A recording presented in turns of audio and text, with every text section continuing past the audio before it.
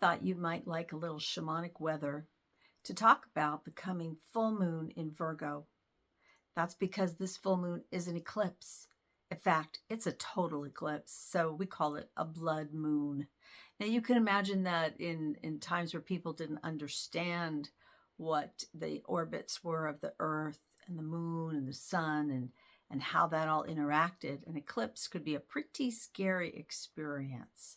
Especially, we're calling it the blood moon. That makes it sound pretty scary, doesn't it? But actually, it's quite auspicious, especially this one. And I want to tell you why. When we have an eclipse, that means that the moon is crossing this plane, this invisible circle that we follow by the Earth follows, traveling around the sun. Our orbit around the sun causes this circle, this plane to exist, the ecliptic plane. Well, the orbit of the moon is at an angle to the ecliptic plane, so which means as it goes around the Earth, it actually crosses that line. And when it does on a full moon at the south node, which is where this is happening, right by the south node, which is one of the two places. There's a north node and a south node where the moon is crossing over this imaginary line. You see how this all works out. Then we have an eclipse because the Earth lines up with the sun and a shadow is cast on the moon, and the moon, the bright full moon you're supposed to be able to see, turns red with the color of the shadow. So there's your full moon, your full blood moon.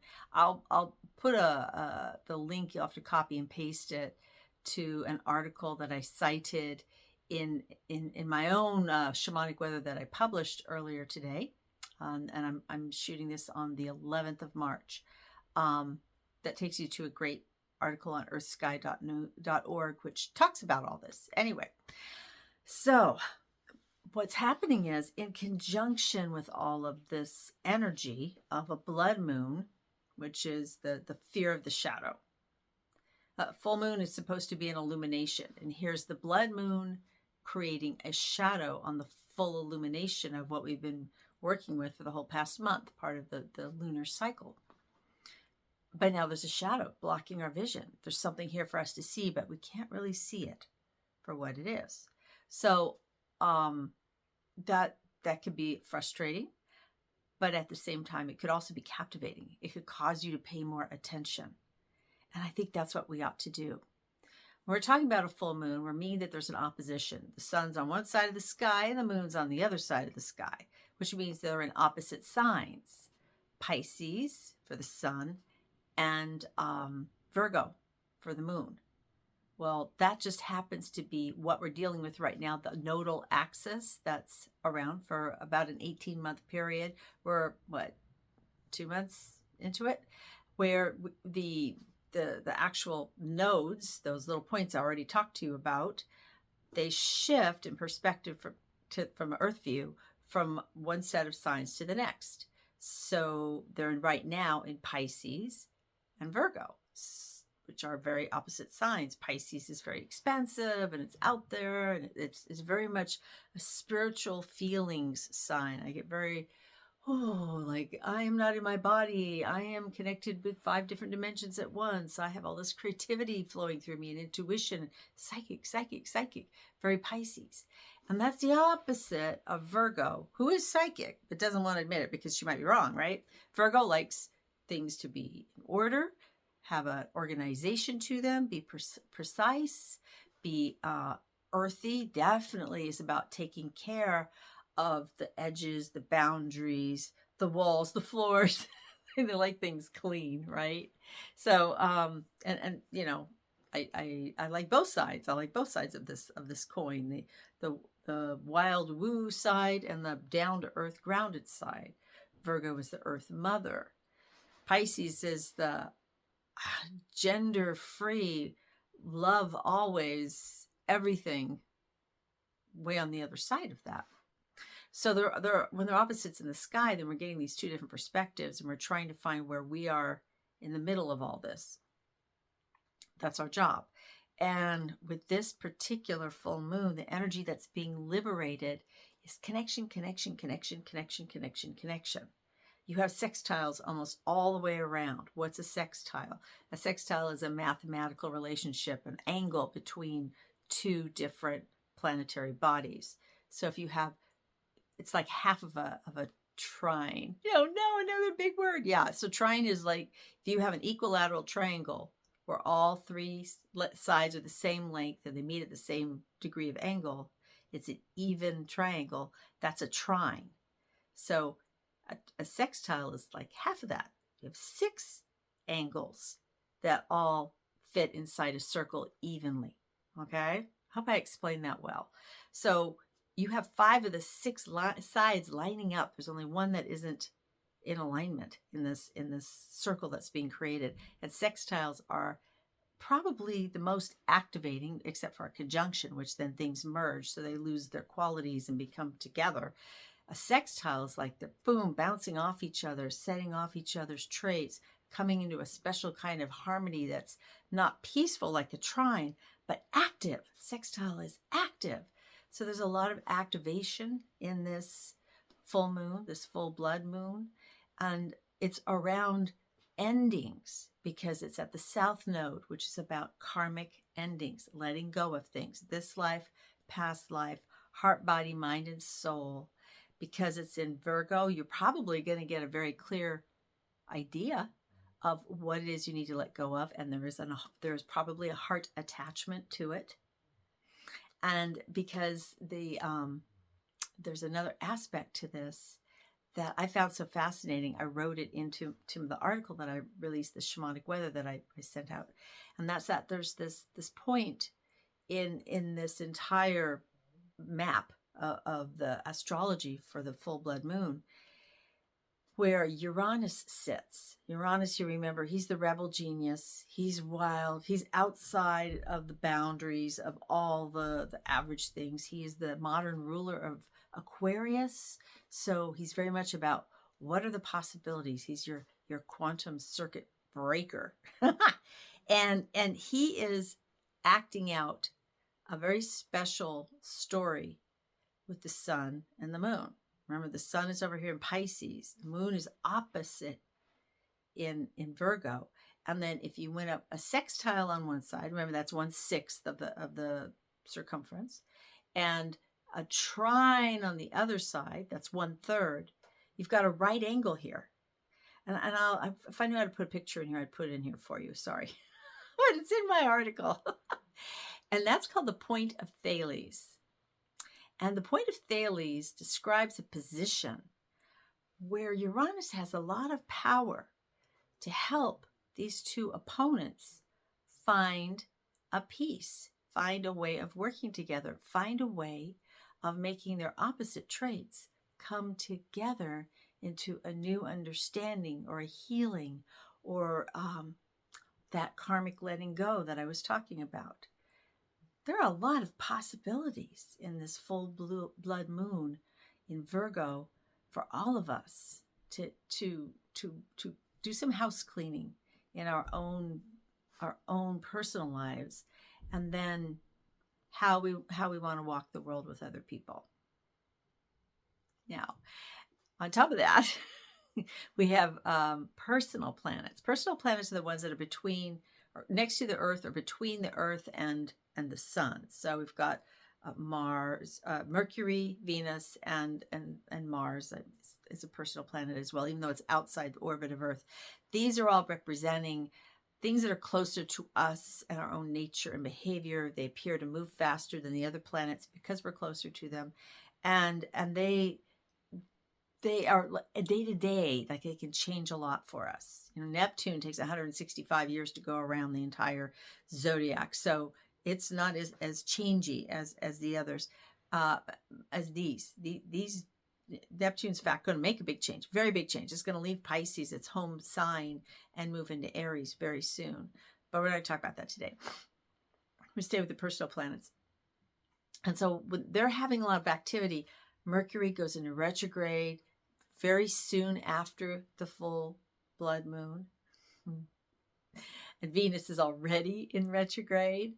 So these two personal planets, they're talking about how we see things, Mercury, and what we're feeling, what we're valuing, Venus. And they're both going back over old territory, saying, wait, did I do that? Did you do that? Wait a second. Let's go back here and look at this again. So both planets are doing this. It's going to be interesting. Yeah, because they're both retrograde at the same time. Now, Venus retrograde only happens every couple of years, whereas Mercury does it every 3 to 4 times a year. But they're doing it at the same time, and especially with Mercury doing it just after this full blood moon, I'm going to say look for messages coming from your heart, coming from your belly, where your fire and your passion is. There's emotional activation, but there's also radical perceptions. So you may be able to completely shift how you're viewing something or add in a perspective you never considered before. There's just a lot going on. So I made up a little ceremony you may want to do. Again, that's in the article. I don't know if, I guess I could just say real quickly here, be sure you create some sort of an altar that reflects your own personal beliefs and then adds in elements that represent the sun and the moon. And if you want to, you can add in Uranus for solutions. You can add in Mercury for messages. You could add in Venus for what you value, and just have these elements out and make sure you make a sacred space for yourself and light a candle. You know me, I'm always like, light a candle. And then spend some time with these different aspects of this full moon, of this full blood moon. Because you want to know what you know, and you want to see what's available to see, and you want to be made aware of what is being hidden in the shadows of this eclipse.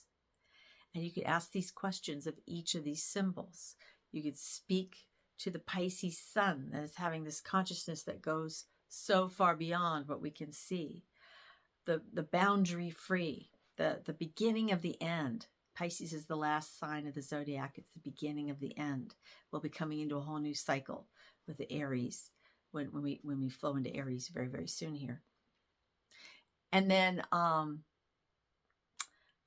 spend time with the moon in Virgo, wanting to create a structure to how we experience our own emotions and how we share them with others, how we can be of service to the world through what we are passionate about. What does that mean for you? What do you need to do for your own self-care, your health care? What are you not doing? And she's going to talk to you about that. And do the same with the other elements. Speak to Uranus. What solutions are there I haven't been paying attention to or don't even know are there? What resources can I go to that will help me find those solutions? And you can go to Venus and say, but what do I really want out of all this? What did I miss? I really get strong feeling here that Venus is going to help you find something that you missed, because she's in Aries. So she can get a little impetuous and hot-headed in Aries. So now maybe she needs to go back and go, wow, did I really say that? Or how come I didn't notice that? I should be mad about that. There's something there I think she's going to think she missed. And then Mercury is just going to have messages galore. Just could be really scattershot all over the place messages. I feel like if you decide to tune in and open up your psychic eye or just tell your guides, I would like some messages. So when I go for a walk, when I'm driving my car, when people are calling me, I just want to get messages that I know are directed at me, because there'll be symbols embedded in it. There'll be timing involved that I can't miss, that I know it's about me, and ask for that. And then when you're done having these conversations, either in your mind or do journaling, or you can use a divination deck of some sort if you want to add in another layer. Whatever it is that you do, you come to a place where you know you're complete, and you say thank you to everybody who participated in this with you, be they people that are joining you in the ceremony or your own interaction with the elements on your altar and your own guides. You just say thank you to everybody, and be sure you celebrate. Have a dance, put on some music and dance, or smile, or just give offerings. Offerings are beautiful. Something to wrap it all up, and just be in the light and the shadow of this full blood moon. Where I live here in San Diego, it's probably going to be cloudy. I'll bet we're going to miss it. Kind of a bummer because it's been a few years since we've had a full blood moon. But maybe where you're at, you'll see it because all of North America gets to see the full eclipse. So if you could stay up late, East Coast, you're going to see the whole thing. That'll be on the morning of the 14th. For us here, it peaks at 11:54 p.m. here on the West Coast on the 14th of or 13th of March. So the 13th here on the West Coast, but it'll be in the wee hours of the morning on the 14th on the East Coast. Do I have anything else to say? I don't think so. Just hang in there. Try to tune into the things that feed your soul and soothe your emo body, because there's so much out there right now to bring us anxiety and fear, and feel that expression of aggression could be dangerous. And instead keep doing the things that help soothe you. That's you got to keep informed, but definitely layer it with lots of self-care. If you have any questions, send them my way. I really like hearing questions and do my best to answer as soon as I can. And thank you for watching and liking and sharing. I'm Mara Clearspring. I'm a shamanic practitioner and teacher, and I love what I get to do and do soul retrieval and shamanic healing for other people, and maybe for you. Thank you. Bye-bye.